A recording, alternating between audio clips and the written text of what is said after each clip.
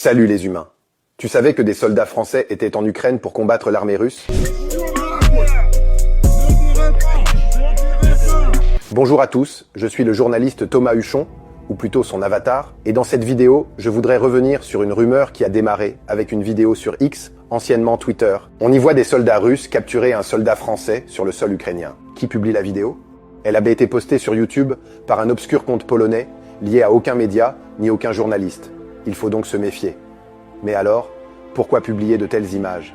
Pour insinuer que la France enverrait son armée prêter main forte à l'Ukraine. Il n'y a pas de consensus aujourd'hui pour envoyer de manière officielle, assumée et endossée des troupes au sol, mais en dynamique, rien ne doit être exclu.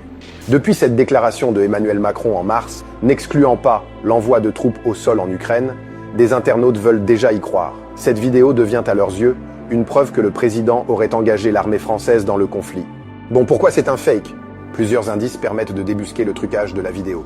Tout d'abord, l'uniforme du prétendu soldat français est quasiment identique à ceux des soldats russes de la vidéo, et il ne correspond pas aux tenues des militaires français. Laquelle?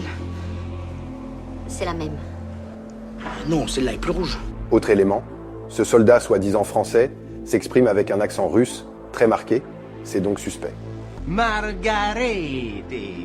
Il y a cependant bel et bien des combattants français en Ukraine, mais il ne s'agit absolument pas de soldats de l'armée. Ce sont des mercenaires engagés pour des raisons idéologiques, par exemple, des milices d'extrême droite qui ne représentent pas l'État. Plus généralement, les services de déstabilisation russes sont très actifs en France et n'ont pas peur de diffuser des fake news. Les étoiles de David, peintes sur les murs de Paris, les mains rouges sur le mur des Justes à Paris, ou encore les cercueils déposés sous la Tour Eiffel. Avec un but clair, fracturer la société française. En parallèle, la France a dû réagir à des articles pilotés par la Russie qui mentionnent explicitement l'envoi de troupes par Emmanuel Macron. Cette vidéo n'est donc pas un cas isolé. Elle s'inscrit dans une campagne de désinformation massive visant à tromper l'opinion publique française sur les manœuvres de ses dirigeants. Cela peut aller extrêmement loin. Du coup, faites attention aux détails révélateurs d'une vidéo. Il y avait un bibelot là. Il y avait un bibelot. Les tenues, les voix, les mains, les ombres, mais aussi la source de la vidéo sont autant d'indices qui peuvent permettre de débusquer des fakes. Sur ce, je retourne à mes algorithmes, on se retrouve pour une prochaine vidéo. Et, d'ici là, méfiez-vous de ce que vous avez envie de croire.